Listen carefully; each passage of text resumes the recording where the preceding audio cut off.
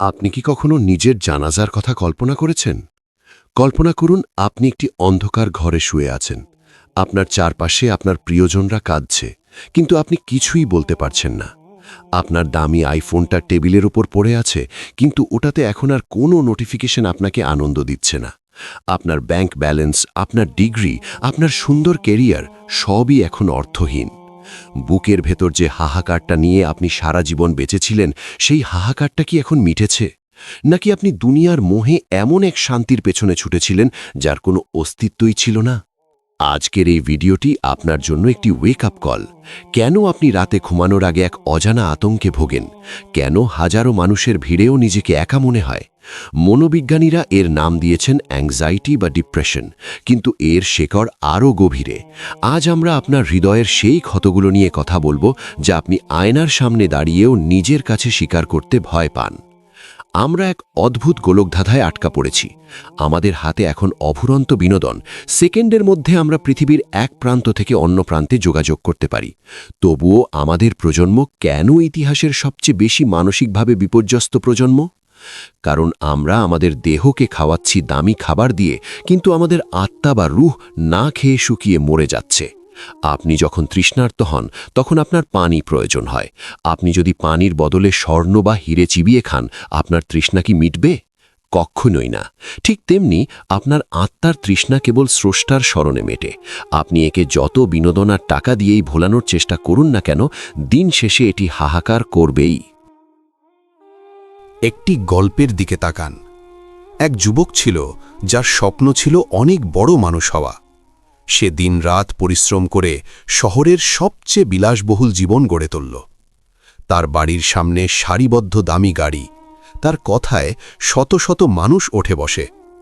কিন্তু প্রতিদিন অফিস থেকে ফেরার পর যখন সে তার বিশাল ড্রয়িং রুমে একা বসে থাকত, তখন তার মনে হতো কিছু একটা নেই।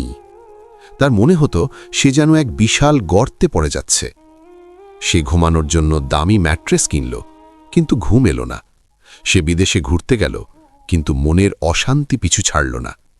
অবশেষে একদিন সে এক বৃদ্ধ ফকিরের দেখা পেল, যার পরনে তালি মারা কাপড়। কিন্তু লোকটির চোখের দিকে তাকিয়ে যুবক অবাক হয়ে গেল। সেখানে এক অদ্ভুত প্রশান্তি। যুবক জিজ্ঞেস করল, আপনার কাছে তো কিছুই নেই, তবুও আপনি এত শান্ত কি করে? বৃদ্ধ লোকটি মৃদু হেসে উত্তর দিল, বাবা, আমি আমার মালিককে চিনেছি। যার কাছে মালিক আছে, তার কি আর কিছুর অভাব হতে পারে? আমরা আজ অন্যের জীবনের এডিট করা ঝলমলে অংশ দেখে নিজের বাস্তব জীবনের সাথে তুলনা করি। ফেসবুকে কারো হাসি মুখের ছবি দেখে আমরা ভাবি, ইস, ও কত শান্তিতে আছে। কিন্তু আপনি কি জানেন, সেই ছবির পেছনে হয়তো লুকানো আছে শত শত চোখের জল। আমরা শান্তির উৎস খুঁজছি মানুষের লাইক আর কমেন্টে। আমরা আমাদের মূল্য নির্ধারণ করছি অন্য মানুষের দেওয়া সার্টিফিকেটে। এজন্যই আমাদের শান্তি এত ভঙ্গুর। কেউ একটু খারাপ কথা বললেই আমরা ভেঙে পড়ি, কেউ পাত্তা না দিলেই আমরা বিষণ্ণতায় ডুবে যাই। আল্লাহ তাআলা আমাদের এই মানসিক অবস্থার সমাধান করে দিয়েছেন 1400 বছর আগেই। সূরা ইউনুসের 57 নম্বর আয়াতে মহান আল্লাহ বলছেন, ইয়া আইয়ুহান নাসু ক্বাদ জাআতকুম মাউইযাতুম মির রাব্বিকুম ওয়া শিফাউন লিমা ফিস সুদূর ওয়া হুদাও ওয়া রাহমাতুন লিল মুমিনিন। অর্থ, হে মানুষ, তোমাদের কাছে তোমাদের প্রতিপালকের পক্ষ থেকে এসেছে উপদেশ, এবং তোমাদের অন্তরে যা আছে তার নিরাময় বা শিফা, আর মুমিনদের জন্য হেদায়েত ও রহমত। সূরা ইউনুস আয়াত 57। আল্লাহ এখানে কুরআনকে বলেছেন শিফা বা নিরাময়। কিসের নিরাময়? আপনার ওই ভাঙা হৃদয়ের নিরাময়, আপনার ওই দুশ্চিন্তাগ্রস্ত মস্তিষ্কের নিরাময়। রাসূলুল্লাহ সাল্লাল্লাহু আলাইহি ওয়াসাল্লামের জীবন ছিল সংগ্রামের। তাকে পাগল বলা হয়েছে, তাকে পাথর মারা হয়েছে, তার দাঁত শহীদ করা হয়েছে। কিন্তু তিনি কি কখনো ডিপ্রেশনে ভুগেছেন? না, কেননা তার হৃদয়ের সংযোগ ছিল আরশের মালিকের সাথে।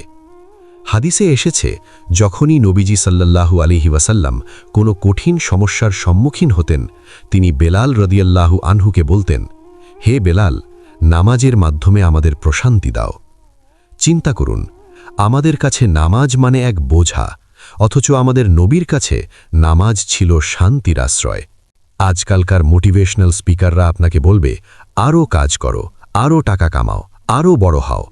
তারা আপনাকে বলবে ঘুমানো বন্ধ করো, কেবল সফলতার পেছনে ছোট। কিন্তু ইসলাম আপনাকে বলছে একটু থামো, একটু বসো, নিজের শ্বাস প্রশ্বাসের দিকে তাকাও, একবার বলো আলহামদুলিল্লাহ।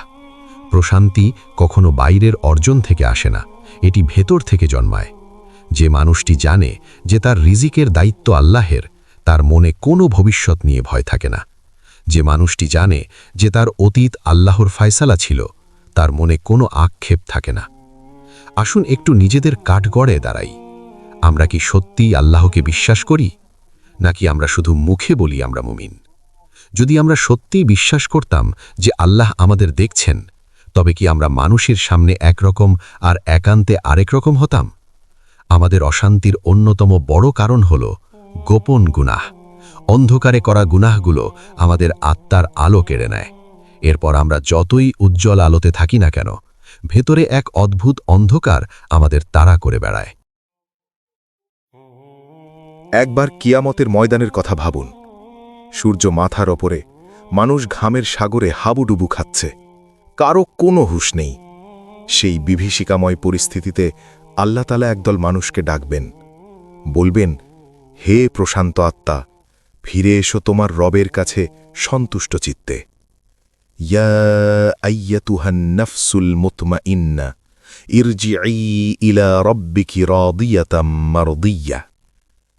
একবার ভাবুন, সেই ডাকটি যদি আপনি পান, দুনিয়ার সব কষ্ট কি তখন তুচ্ছ মনে হবে না? জান্নাতে কোনো টেনশন নেই, জান্নাতে কোনো লোন শোধ করার চিন্তা নেই, সেখানে কেউ আপনাকে ছেড়ে চলে যাবে না। আমাদের আসল গন্তব্য তো সেখানে। এই দুনিয়া তো মাত্র কয়েকদিনের এক মুসাফিরখানা। হে আমার ভাই, হে আমার বোন, অনেক তো হলো দুনিয়ার পেছনে ছোটা, অনেক তো হলো মানুষের মন রাখার চেষ্টা। একবার কি আপনার মালিকের সামনে দাঁড়াতে ইচ্ছে করে না? তিনি আপনার জন্য অপেক্ষা করছেন। আপনি এক কদম তার দিকে বাড়িয়ে দেখুন, তিনি আপনার দিকে দৌড়ে আসবেন। আপনার সব গুনাহ, সব অপবিত্রতা নিয়ে আপনি যদি আজ সিজদায় গিয়ে বলেন, হে আল্লাহ, আমি এক পাতা হলেও অর্থসহ কুরআন পড়ুন, মনে করবেন আল্লাহ সরাসরি আপনার সাথে কথা বলছেন। ৩. শুকরগুজার হওয়া। আপনার যা নেই তার দিকে না তাকিয়ে যা আছে তার জন্য আলহামদুলিল্লাহ বলুন, দেখবেন আপনার মন হালকা হয়ে যাবে। ৪. মানুষকে ক্ষমা করা। মানুষের প্রতি ঘৃণা পুষে রাখলে নিজেরই ক্ষতি। আল্লাহর সন্তুষ্টির জন্য মানুষকে মাফ করে দিন, আল্লাহ আপনাকে প্রশান্তি দেবেন। ৫. তাহাজ্জুদ। যখন পুরো পৃথিবী ঘুমিয়ে থাকে, তখন সেই রবের সাথে কথা বলুন যিনি আসমানে নেমে আসেন বান্দার ডাক শোনার জন্য। জীবনটা ছোট, একে দুশ্চিন্তা আর বিষণ্ণতায় নষ্ট করার মতো সময় আমাদের নেই। একদিন সব ঠিক হয়ে যাবে, হয়তো আজ নয়, কিন্তু একদিন অবশ্যই। আল্লাহর ওপর তাওয়াক্কুল বা ভরসা রাখুন, কারণ আল্লাহ যার সাথে আছেন তাকে হারানোর মতো আর কিছুই নেই। এই ভিডিওটি হয়তো আজ আপনার কাছে পৌঁছানোর কথা বলেই পৌঁছেছে। যদি এর একটি বাক্যও আপনার মনে দাগ কেটে থাকে, তবে আমাদের এই ছোট্ট প্রচেষ্টাকে সমর্থন করুন। সাবস্ক্রাইব করে লাইফ অ্যান্ড ইসলাম পরিবারের সদস্য হন। ভিডিওটি শেয়ার করে আপনার প্রিয় মানুষের মনে প্রশান্তি ফেরাতে সাহায্য করুন। আল্লাহ আমাদের সবাইকে কবুল করুন। আসসালামু আলাইকুম ওয়া রাহমাতুল্লাহ।